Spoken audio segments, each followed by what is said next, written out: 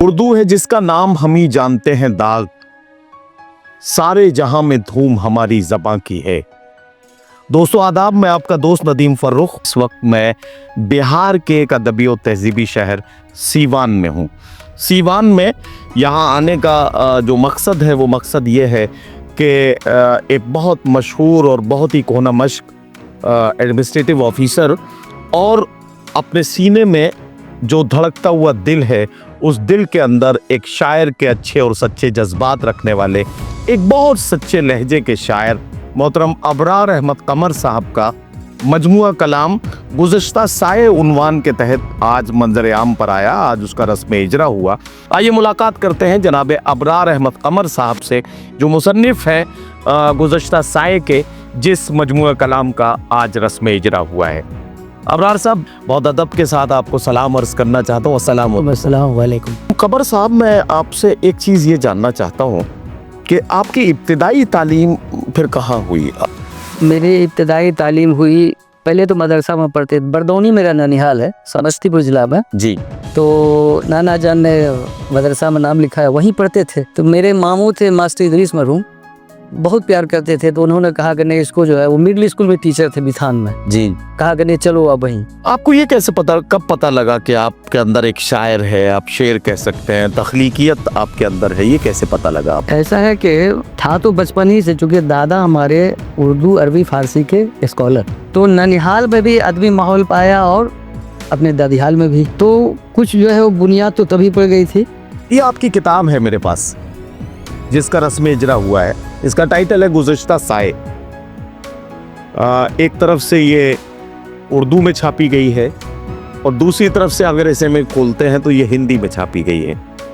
एक तरफ से देवनागरी में है और एक तरफ से उर्दू में जी। ये ख्याल आपके दिल में कैसे आया कि हम किताब को दोनों जबानों में छापे साथ साथ? ये क्यों आपने ऐसा सोचा? मेरे गांव घर में भी मेरे बहुत सारे दोस्त हैं, जॉब में रहा तो अभी भी बहुत सारे लोग रिटायर्ड हैं, वो उर्दू नहीं जानते, रस्मुल खत को पढ़ नहीं सकते। अच्छा, उर्दू को मतलब स्क्रिप्ट नहीं पढ़ सकते हैं, पसंद करते हैं, बस करते हैं। तो यही दिल में आया कि अगर हिंदी में भी कर दें तो दोनों को फायदा होगा। उर्दू पढ़ने मेरी बात, दोनों तो मेरी बात। अरे वाह वाह वाह, बहुत बहुत अच्छा ख्याल है ये।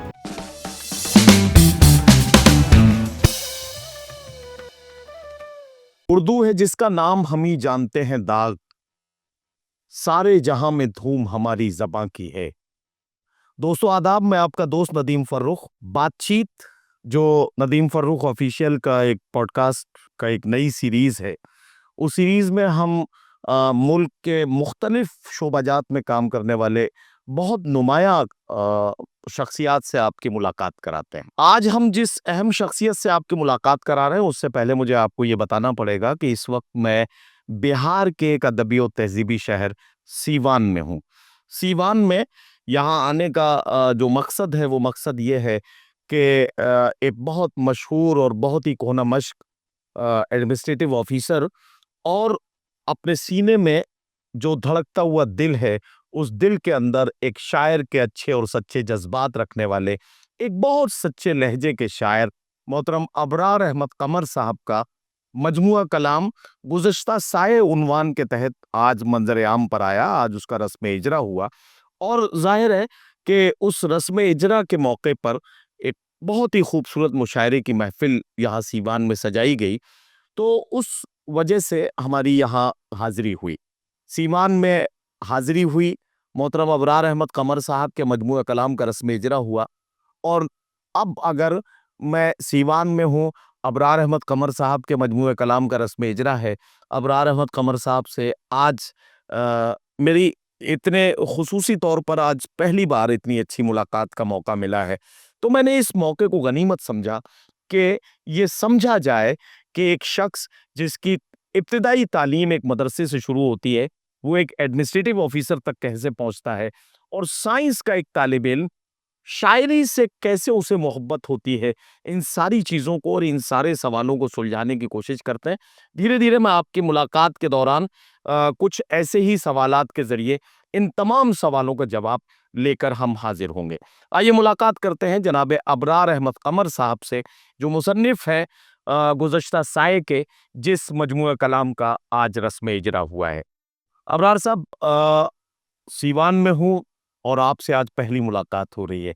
बहुत अदब के साथ आपको सलाम अर्ज़ करना चाहता हूँ। अस्सलाम अस्सलाम वालेकुम सलाम। मोहतरम, बहुत अच्छा लगा। मैंने जब आपकी किताब और ये जो इसका टाइटल ही जब मैंने देखा गुज़श्ता साए, तो मुझे लगा कि एक इंसान की ज़िंदगी में जो बहुत सारे शेड्स उसकी ज़िंदगी में होते हैं, इसका मतलब ये है कि उन्हीं एक लफ्ज़ों से बनाई हुई तस्वीरें आपकी शायरी में होंगी। मैंने आपके मजमूए कलाम को भी गौर से कहीं-कहीं से जस्ता-जस्ता पढ़ा और जब मैं उसको पढ़ रहा था तो मुझे आपकी शायरी के बहुत से रंग मिले। मैं कुछ थोड़ी से पर्सनल सवालों से शुरुआत करूँगा। आपका बुनियादी ताल्लुक कौन से शहर से है? ऐसा है कि दादा, अब्बा वगैरह बताते थे कि बुनियादी तौर पर हमारे आबा-अजदाद खुल्दाबाद है इलाहाबाद के पास। जी। वहाँ पर एक अली मियाँ का कुआँ भी है, अच्छा। वो मेरे ही मोरी से आला के नाम से है। अरे वाह! यूँ बताते हैं कि एक लियाकत अली खां मरहूम थे, जी। तो 1857 का जो गदर हुआ, उसे जिस नाम से सिपाही म्यूटनी कहिए जो भी हुआ, जी, जी। ज़ाहिर-सी बात है कि अंग्रेज़ों के खिलाफ उन्होंने किया, खून में था बहा, ज़ाहिर है, ज़ाहिर है। वही जो हुआ है, हुआ करता है। अंग्रेज़ पीछे पड़े, तो हमारे कुछ उसमें से कुछ भाई थे, वहाँ से नक़ल मकानी करके वो लोग चले आए दरभंगा। ओके। वहाँ चिल्ला दिलावरपुर है, कुछ अभी वहाँ रहे, कुछ और आगे गए, मुटगा एक जगह है, वहाँ गए और इस तरह से फिर वो लोग अपना कारोबार बढ़ाते रहे। लोग कहते हैं कि पहले वो लोग अतर फरोश का काम करते थे अच्छा। और ज़मीन जायदाद भी काफ़ी थी, तो वो तो सब तो रह गया वही।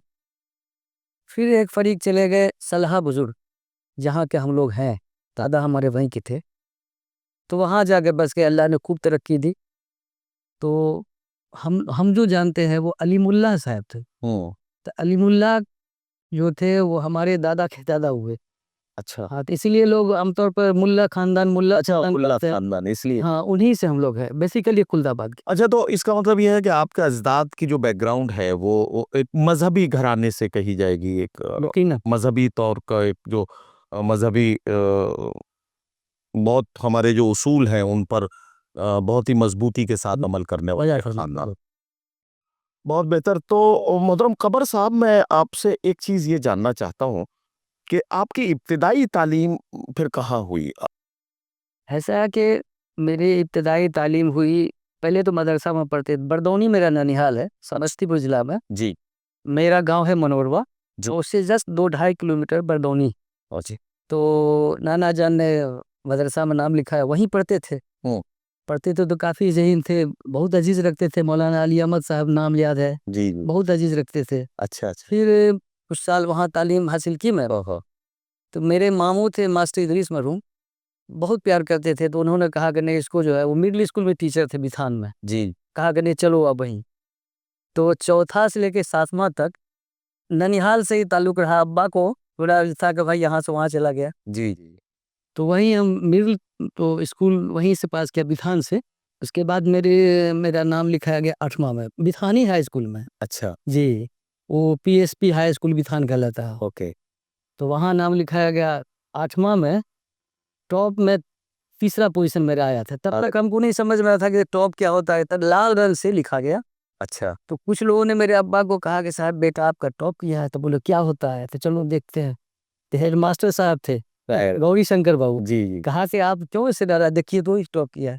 बहुत खुश हुए, तुरंत वो घोड़ा पर चढ़ते थे, हमको बैठाया, बाजार गए, 10 किलो गरम-गरम जलेबी लेके और सारा वो मिठाई खिलाए। तब फिर अपने घर ले गए वो। अरे वाह! जी, जी। ये मैं इसलिए ये सवाल जोड़ रहा हूँ इससे कि आपकी बैकग्राउंड शुरू होती है एक मदरसे की तालीम से। आमतौर पर आजकल सियासी लोग ये कहने लगे हैं कि मदारिस से पढ़ने वाले बच्चे जो है वो बहुत सख्त मिजाज हो जाते हैं, कटमुल्ले बन जाते हैं। कुछ लोग इस तरह से भी बोलते हैं।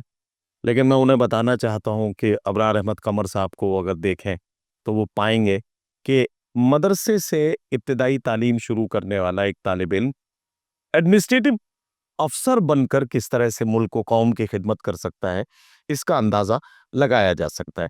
अच्छा, तो जब आप मेन स्ट्रीम एजुकेशन में आ गए, आपने 6, 7, 8 और फिर हाई स्कूल ये यहाँ से कर लिया, बिहान्स। बिहान से कर लिया। उसके बाद फिर अब आप हायर एजुकेशन की तरफ जा रहे थे, 11th 12th, और फिर उसके बाद में डिग्री क्लासेस में जाना था आपको। आईएससी में मेरा नाम लिखा गया CM science college Darbhanga. Okay. वहाँ एक सीएम साइंस कॉलेज और सीएम आर्ट्स ब्लॉक दोनों अलग अलग था। अच्छा। तो सीएम साइंस कॉलेज में मेरा नाम लिखाया गया, तो वहीं से मैंने इंटरमीडिएट भी किया और बीएससी ऑनर्स फिजिक्स में मैंने वहीं से किया। अच्छा, बीएससी ऑनर्स किया आपने फिजिक्स में। दरभंगा से।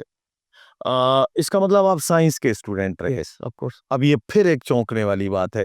मैं अक्सर मेरे इंटरव्यूज में भी ये बात आती है, मैं खुद भी साइंस का स्टूडेंट रहा हूँ, तो लोग अक्सर कहते हैं कि एक साइंस का तालिब इल्म लिटरेचर से उसका ताल्लुक कैसे हो सकता है, लेकिन मैं ये कहता हूँ कि ये अल्लाह की अता है। अल्लाह जब जिसे तख्लीकियत जिसके दिल में डाल दे या जिसको अता कर दे, वही शेर कह सकता है। उर्दू में पीएचडी करने के बाद भी कोई आदमी एक मिसरा नहीं कह सकता, लेकिन अल्लाह जिसे अता करे, वो साइंस का तालिब इल्म हो, बहुत बड़ा साइंटिस्ट हो, लेकिन वो भी शेर कह सकता है। तो फिजिक्स ऑनर्स में आपने यहाँ से बीएससी किया, जी। फिर उसके बाद मास्टर्स फिर हम चले गए अलीगढ़ यूनिवर्सिटी में एमएससी करने के लिए। एएमयू गए। जी एएमयू हो गया। ओके, तो मास्टर्स आपने वहां से किया। नहीं, ऐसा लगे प्रीवियस किया हमने, अच्छा, एमएससी प्रीवियस। एमएससी प्रीवियस किया, ओके। और इस दरमियान हमने बिहार पब्लिक सर्विस कमीशन का एग्जाम दे दिया था, ओहो। तो उसमें मेरा सिलेक्शन हो गया। अच्छा, तो अच्छा। प्रीवियस के बाद हम फाइनल नहीं कर सके, फिर अपना मुलाजमत में चले आए हैं। अरे वाह वाह। तो अच्छा, ये जो बिहार पब्लिक सर्विस कमीशन जो है, इसका एग्जाम आपने एमएससी फाइनल के दौरान आपने इस दिया, दौरान किया जी। और उसी वक्त आपने उस एग्जाम को क्वालिफाई कर लिया, जी और आपकी तकर्रुरी हो गई। जी। तो पहली पोस्टिंग आपकी कहाँ हुई? मेरी पहली पोस्टिंग हुई कि सहरसा जिला है जी। तो वहाँ एक कोपरिया स्टेशन है, छोटा सा स्टेशन अभी है। तो जो अंचल था उसका नाम था अंचल कार्यालय सलखुआ के। एक्चुअली कोपरिया है, लेकिन अब सलखुआ बगल में एक बस्ती है, तो उसी से अंचल कार्यालय सलखुआ। मेरी पहली पोस्टिंग वही गई। अरे वाह। जी। तो ये आपकी सर्किल ऑफिसर के तौर पे पहली पोस्टिंग हुई। इसके बाद फिर आप किस किस पोस्ट पर गए? आप क्या क्या प्रमोशंस आपको मिले? प्रमोशन हुआ बीच बीच में, तो वीडियो के चार्ज में भी रहे बहुत जगह, ये सब होता होता फिर मेरा प्रमोशन हो गया land reform deputy collector LRDC. LRDC. जी। तो एलआरडीसी में रहे, फिर मैं बन गया एसडीओ, वो बिहार शरीफ। अच्छा। हाँ, फिर वहाँ से मेरी पोस्टिंग हो गई है जी। अच्छा, भाई इस दौरान आपकी शादी हो चुकी होगी। हाँ शादी तो हो। अब ये पोस्टिंग और ट्रांसफर पोस्टिंग का ये जी। चल रहा है मामला, है ना? तो इस दौरान फिर अल्लाह ने आपको औलाद से नवाजा, तो कितने बच्चे अल्लाह ने आपको दिए? वो उनका नाम था अजरा परवीन, वो गुजर गई। तो उनसे 2 बेटियां हैं अच्छा, और 1 बेटा है। 2 बेटियां 1 बेटा। आपकी पहली बीवी जिनका नाम अजरा परवीन, जिनका इंतकाल हो चुका है, उनसे है। अच्छा, फिर तो कुछ दिन तो बहुत परेशानी में गुजरे हमारे। जी जी, जाहिर है। फिर लोगों का कहने पर मैंने दूसरी शादी कर ली। जी। इत्तेफाक से उनका नाम भी अजरा ही, अजरा निशात। अरे वाह वाह वाह, ये एक हसीन इत्तेफाक है। जी। और अल्लाह की देन है कि जितनी खूबियां उनमें थी उतनी खूबियां इनमें। अरे सिर्फ ऐसा नहीं लगा कि सौतेली माँ है या बच्चे, लोगों को इन्हें नहीं देख वाह, के पाला पोसा सब कुछ किया को दिया। क्या अच्छी बात आपने बताई है। वाह। नाम भी सेम। नाम भी सेम, और फिर मतलब आप समझिए कि सिफात भी वही जो आप बता रहे हैं। तो खैर, बहरहाल मैं आपकी बीवी जो दुनिया से जा चुकी है, मैं उनके लिए दुआ करता हूँ कि अल्लाह उनकी मगफिरत करे। आमीन। तो फिर ये आपका खानगी मामला रहा जिसमें आपके बच्चे, तो अब ये ट्रांसफर्स हो रहे थे, उसी में आपके बच्चों की परवरिश हो रही थी। खैर, आपको ये कैसे कब पता लगा कि आपके अंदर एक शायर है, आप शेर कह सकते हैं, तख्लीकियत आपके अंदर है, ये कैसे पता लगा आप? ऐसा है कि जब हम आईएससी में पढ़ रहे थे ना, था तो बचपन ही से, चूंकि दादा हमारे उर्दू अरबी फारसी के स्कॉलर, अच्छा। उस इलाके में सब जानता है। नाना भाई हमारा दोनों साला बहनों भी थी, नाना और दादा। तो ननिहाल में भी अदबी माहौल पाया और अपने दादीहाल में भी। अरे वाह। तो कुछ जो है वो बुनियाद तो तभी पड़ गई थी। जी जी जी। तो एक्चुअली था कि हम जब इंटरमीडिएट में थे तो मैंने शूट किया, हाँ। तो लोगों को पता चला लिखता है। देख अख्तर कव्वाल साहब तो रिश्तेदारी थे, वो आए कि बाबू हमको 2-4 वो लिख दीजिए। तब न जाने हम क्या लिखते थे, लेकिन लोगों ने बहुत पसंद किया। दादा को मालूम हुआ तो उन्होंने कहा नहीं, फिर इसमें उन्होंने मना किया। मना किया। हाँ, बिल्कुल ऐसे ही। अब मैं ऐसे अपने किस्से से रिलेट कर रहा हूँ कि जब जब आप शायरी शुरू करते हैं, तो शुरू में आपके अजदाद को, आपके बड़ों को ये लगता है कि यार ये क्या एक गैर ज़रूरी सा अमल इसने शुरू कर दिया। अच्छा खासा साइंस का स्टूडेंट है, अच्छा खासा इसका करियर है, ये शायरी के चक्कर में अपनी पूरी उसको तबाह कर लेगा अपने करियर को। तो वो मना करता, आपको भी मना किया गया? हाँ, मना किया गया। अच्छा, अच्छा, एक और बहुत इंटरेस्टिंग किस्सा बताते हैं। इंटरमीडिएट में जी। कुछ अल्फाज दिए गए थे कि मुज़क्कर है या मुअन्नस से पहले नहीं पूछा जाता। हाँ, हाँ, नहीं, नहीं होता था ये वो। तो मैंने एग्ज़ाम दे दिया। बाद में हमारे जो टीचर थे, हाँ, आए पीठ हाथ ठोका, अरे यार! तुम तो सब पर एक-एक शेर लिख कर के साबित कर दिए कौन मुज़क्कर है, कौन मुअन्नस है। वाह! तो ये हमको लगा हमको एक इनाम मिल गया वाह! और हमको कॉन्फिडेंस ये हुआ। बड़ी बात थी। हाँ, येस आई कैन डू। ये बड़ी बात थी। जी। तो ये तख्लीकियत तो ज़ाहिर है कि आपके अंदर थी, इसलिए वो फिर बतौर शायर निकल के आई। आपने ज़ाहिर है कि ज़िंदगी में बहुत सारी शायरी की, बहुत सारी ग़ज़लें आपने यूँ ही रद्द करके वो कई बयाज़ें गुम भी हो जाती हैं शायरों की। फिर ये ख़्याल आपको कैसे आया कि किस आपके दोस्त ने, किस आपके साथी ने, किस आपके रिश्तेदार ने आपको ये कहा कि ये बहुत किताबी शक्ल में आना चाहिए? हाँ, बहुत इंटरेस्टिंग क्वेश्चन है। असल मैं जब एसडीओ बिहार शरीफ था, जी, तो मैंने तकरीबन एक किताब के बराबर लिखा ज़रूर, जी, लेकिन वो ज़िंदा थीं, तो उनको शायद होता था कि हम बहुत वक़्त नहीं दे पाते। जी। तो बच्चों को सिखला दिया कि तुम कहो कि इनकलाब ज़िंदाबाद, ये ऑफ़िस नहीं ये घर है। और वो लेके भाग के फेंक देती थी वो। अरे! तो वो तो चला गया। फिर जॉब में भी रहे तो कुछ 2-4 लिखा। जब हम रिटायर हुए तो ऐसा है कि हम लोगों ने बहुत डिसिप्लिन्ड लाइफ़ जिया है। अपने गाँव में भी किसी दुकान पर, चाय की दुकान पे नहीं जा सकते थे, इतनी सख्ती थी हम लोग पर। फिर जब जॉब में आए तो और रिज़र्वेशन। रिटायर हुआ तो सोचा कि करें क्या? किसके पास बैठें, क्या करें? तो वो जो अंदर था इंस्टिंक्ट वो बाहर आ गया और मैंने लिखना शुरू किया। एक किताब आपके आज हो इजरा हुआ। जी। हाँ। अच्छा ये कमर साहब मैं चूँकि इस तरह के मामलात जब देखता हूँ तो मैं बहुत जज़्बाती हो जाता हूँ। मैंने देखा कि आपकी किताब के रस्म इजरा के मौके पर आपके फ़र्ज़ंद, आपके साहबज़ादे डॉक्टर सोहेल अब्बास साहब और डॉक्टर सदा कमर साहिबा, ये लोग जिस हुस्न खूबी के साथ जिस तरह से ये सारे इंतज़ामात कि मुशायरा ग्रांट होना चाहिए, बहुत अच्छे से किताब का इजरा होना चाहिए। अब क्या बड़े-बड़े मतलब हमें सेलिब्रिटी गेस्ट बुलाने हैं, बहुत अच्छे से मुशायरे की टीम अच्छी होनी चाहिए। तो ये जो मैं उनका जज़्बा देख रहा हूँ, अंदर से आपको कैसा लग रहा है? आपके अंदर क्या जज़्बात इस बारे को इस बहुत चीज़ खुशी को हुई, देख के? बहुत खुशी होती है। असल मैंने अपने बेटी से कहा कि इतना क्यों ये सब कर रहे हो, बहुत खर्चीला प्रोग्राम ऐसे वैसे। कहा कि नहीं पापा, आप जब रिटायर हुए थे ना तो उसी वक़्त हम दोनों बहन चाह रहे थे कि आपका इसी तरह से इस्तकबाल हो, तो वो तो नहीं हो सका। जी। आप तैयार भी नहीं हुए, तो इसी में वो कमी हम पूरी करते हैं। बहुत खुशी। अरे वाह! अरे वाह! अल्लाह आप जैसी औलाद सबको दे और मैं तो दुआ करता हूँ डॉक्टर सोहेल अब्बास और सदा कमर साहिबा और आपकी बेटियों और आपके तमाम अहले खाना के लिए मैं दुआ करता हूँ। बहुत अच्छा लगा मुझे जब आपके बच्चों को मैंने आपकी खुशियों को एन्जॉय करते हुए देखा कि ये हमारे वालिद की खुशी का मौका है, इसे हम एन्जॉय करेंगे, पूरी फैमिली जिस तरह से एन्जॉय कर रही थी। एक सवाल मेरे ज़हन में और है, ये आपकी किताब है मेरे पास, जिसका रस्म इजरा हुआ है। जी। इसका टाइटल है गुज़िश्ता साए। एक तरफ से ये उर्दू में छापी गई है और दूसरी तरफ से अगर इसे में खोलते हैं तो ये हिंदी में छापी गई है। एक तरफ से देवनागरी में है और एक तरफ से उर्दू में है। जी। ये ख़्याल आपके दिल में कैसे आया कि हम किताब को दोनों ज़बानों में छापें साथ-साथ? ये क्यों आपने ऐसा सोचा? मेरे गाँव घर में भी मेरे बहुत सारे दोस्त हैं। जॉब में रहा तो अभी भी बहुत सारे लोग रिटायर्ड हैं। वो उर्दू नहीं जानते, रस्मुल ख़त को पढ़ने अच्छा, अच्छा, उर्दू को मतलब स्क्रिप्ट नहीं पढ़ नहीं सकते हैं, पढ़ते, पसंद करते हैं बस पसंद पढ़ करते हैं। तो यही दिल में आया कि अगर हिंदी में भी कर दें, हाँ, तो दोनों को फ़ायदा होगा। उर्दू पढ़ने दोनों वाले तक मेरी बात दोनों तो मेरी बात। अरे वाह, वाह, वाह! बहुत बहुत अच्छा ख़्याल है ये। तो इस वजह से आपने इस किताब को हिंदी और उर्दू दोनों ज़बानों में रखा। अच्छा ये किसी भी शायर के लिए इससे बड़ा मौका कोई नहीं हो सकता है कि उसका जो कलाम है, उसकी जो काविशें हैं, उसकी जो अफ़कार व ख़यालात हैं, उसके जो जज़्बात और एहसासात हैं, वो दस्तावेज़ी तौर पर लोगों के सामने पेश हों। इससे बड़ा खुशी का मौका किसी शायर के लिए दूसरा नहीं हो सकता है।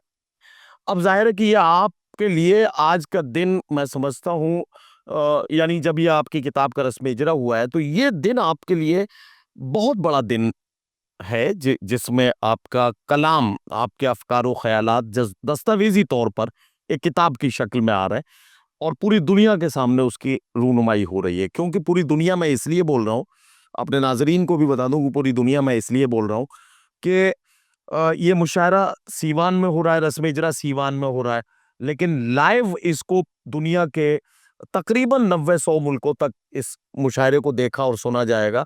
और सुखनदान प्रोडक्शन हाउस की तरफ से सुखनदान चैनल इस मुशायरे को लाइव भी कर रहा है और सुखनदान ने इस मुशायरे की रिकॉर्डिंग भी की है, तो रिकॉर्डिंग के जरिए भी ये मुशायरा दुनिया के तमाम मुल्कों तक पहुंचेगा। तो दुनिया में तमाम उर्दू और हिंदी के चाहने वालों तक आपकी इस किताब का जिक्र पहुंचेगा।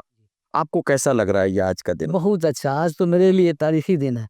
अच्छा अच्छा। जो मैंने मेहनत की उसका फल मेरा हमको मिल रहा है, लोगों तक मेरी बात जाएगी, लोग समझेंगे, तो इससे बड़ी खुशी की बात मेरे लिए कुछ नहीं है सर। आज अगर मैं कहूँ, अगर आपसे ये कहूँ कि अपने बच्चों के लिए एक लाइन में कुछ कहिए, मतलब एक एक जुमले में आपको कुछ कहना है, जो जज्बात आपके हैं, अगर उन्हें एक जुमले में कहना चाहें तो क्या कहेंगे? मैंने जो चाहा मुझे मिल गया। मैंने यही चाहा था कि मेरे बच्चे पढ़ें, समझदार हों, वो मुझे मिल गया। मेहनत के सिला मिल गया, अल्लाह ने दे दिया। अच्छा, डॉक्टर सुहेल अब्बास साहब ज़ाहिर है बहुत मसरूफ़ डॉक्टर हैं, सदा कमर साहिबा, आपकी बेटियां भी माशाल्लाह, और सब बहुत आपकी बड़ी वेल टू डू फैमिली है और माशाल्लाह सब लोग बहुत कामयाबी के साथ अपना अपना काम कर रहे हैं। आपके बच्चों में किसी के अंदर आप पाते हैं कि उर्दू के लिए कोई दिलचस्पी उनके अंदर है? हाँ, बड़ी बेटी सादा कमर, डॉक्टर सादा कमर, उसको बहुत इंटरेस्ट। अच्छा, ये डॉक्टर सदा कमर आपकी बेटी हैं? जी, मेरी बेटी हैं। तो ये किस तरह की डॉक्टर हैं? ये एक्चुअली गायनेकोलॉजिस्ट हैं अच्छा। और फिर वो क्या अल्ट्रासाउंड का कुछ कोर्स होता है वो है। ओके, रेडियोलॉजी का जो कोर्स होता है, रेडियोलॉजी कहते हैं गालिबन उसे। मैं गायनेकोलॉजिस्ट भी हैं जी। और फिर इन्होंने पीजी भी कर रखा है ओके। मैक्स से, दिल्ली से। अच्छा। अभी सदर हॉस्पिटल सिवान में सीनियर डॉक्टर हैं वो। माशाल्लाह, ये तो खैर गायनी का तो इतनी ज़रूरत है, हमारी बहनें बेटियां हर बार और वो जो होता है गायनी के एनेस्थीसिया का जी, स्पेशलिस्ट उसकी हैं ये। एनेस्थीसिया की स्पेशलिस्ट। अरे वाह माशाल्लाह। तो खैर आपकी बेटी, आपके बेटे सोहेल अब्बास साहब, बेटी सदा कमर साहिबा, इनको ख़ास तौर से मुबारकबाद, आपके तमाम साथियों को बहुत मुबारकबाद।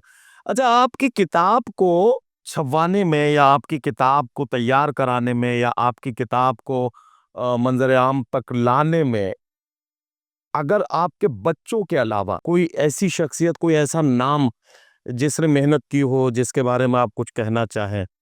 वो आई स्पेशलिस्ट हैं डॉक्टर साहब, डॉक्टर अमजद तो नहीं? अमजद साहब। Doctor Amjad Khan, okay. उनका उनका बहुत बड़ा योगदान है इसमें। अच्छा अच्छा। जी, जी, बहुत बड़ा योगदान है।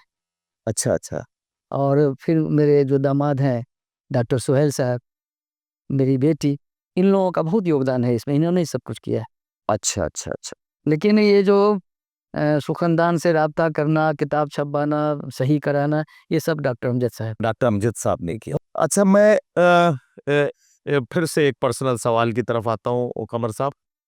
ये किताब जब पहली बार आपके हाथ में आई थी, जाहिर है कि जब ये पब्लिकेशन हाउस से छप के आई होगी और जब इसके बंडल ट्रांसपोर्ट से आए होंगे आपके घर, तो बड़ा तजस्सुस रहा होगा कि जल्दी से खोल के देखूं कि कैसी छपी है, कहीं कोई कमी तो नहीं रह गई है, देखने में कैसी लग रही है, हाथ में ली जाएगी तो कैसी लगेगी।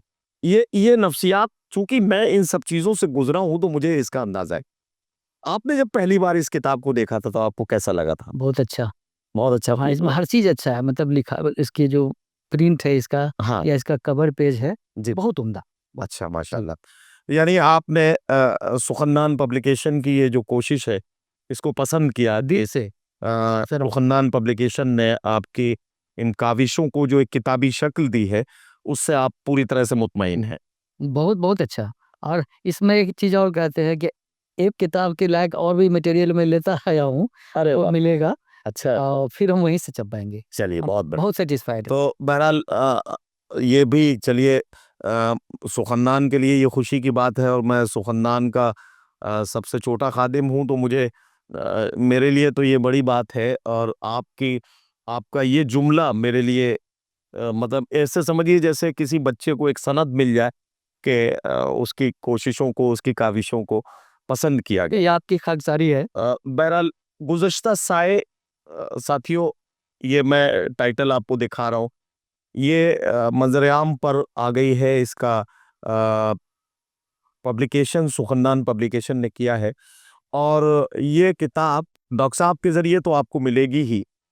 सुखनदान पब्लिकेशन इसे अपनी वेबसाइट के ज़रिए भी और हम इसको जो डिफरेंट प्लेटफ़ॉर्म्स हैं उनके ज़रिए भी इस किताब को हम लोगों तक पहुंचाने की कोशिश करेंगे और इसके बारे में अपनी राय ज़रूर दीजिएगा। मोहतरम अबरार अहमद कमर साहब ज़मीन से जुड़े हुए एक ऐसे शायर का नाम है जिसने अपने आबा व अजदाद से मजहबी तालीमात के साथ सफ़र शुरू किया, एक मदरसे से अपनी तालीम शुरू की, उसके बाद एक बड़ी एडमिनिस्ट्रेटिव पोस्ट तक गए। ज़िले के मतलब ज़िले की जो सबसे बड़ी पोस्ट होती है उसको डीएम कहते हैं और ज़ाहिर है कि उसके आसपास के जो बड़ी बड़ी जिम्मेदारी भरी कुर्सियां होती हैं, बड़ी जिम्मेदारी भरे काम होते हैं, उन सब को निभाते हुए मोहतरम अबरार अहमद कमर साहब ने अपने बच्चों की अच्छी तालीम और तरबियत की। जैसा उन्होंने खुद बताया, मोहतरमा डॉक्टर सदा कमर साहिबा एक अच्छी गायनेकोलॉजिस्ट के साथ साथ एक अच्छी इंसान और एक अच्छी डॉक्टर के साथ साथ अपने वालिदैन से वालिहाना मोहब्बत करने वाली एक बेटी है और उन्होंने इस बात का सबूत यहाँ दिया है। डॉक्टर सुहेल अब्बास साहब ने अबरार अहमद कमर साहब की इस कोशिशों को, इन काविशों को जो एक किताबी शक्ल देने में अपनी मोहब्बतें शामिल की हैं, हम उन्हें भी मुबारकबाद पेश करते हैं और ख़ास तौर से मैं डॉक्टर अमजद खान साहब को भी इसके लिए मुबारकबाद पेश करूँगा। डॉक्टर अमजद खान साहब ने अबरार अहमद कमर साहब के साथ बिल्कुल उसी तरह का मोहब्बत भरा सुलूक, मोहब्बत भरा रवैया रखा है जैसे एक बेटा अपने बड़े के लिए, अपने बुजुर्ग के लिए मोहब्बत के साथ कोई खिदमत करता है या कोई मोहब्बत के साथ कोई खुशी-खुशी कोई खिदमत करने के लिए तैयार होता है।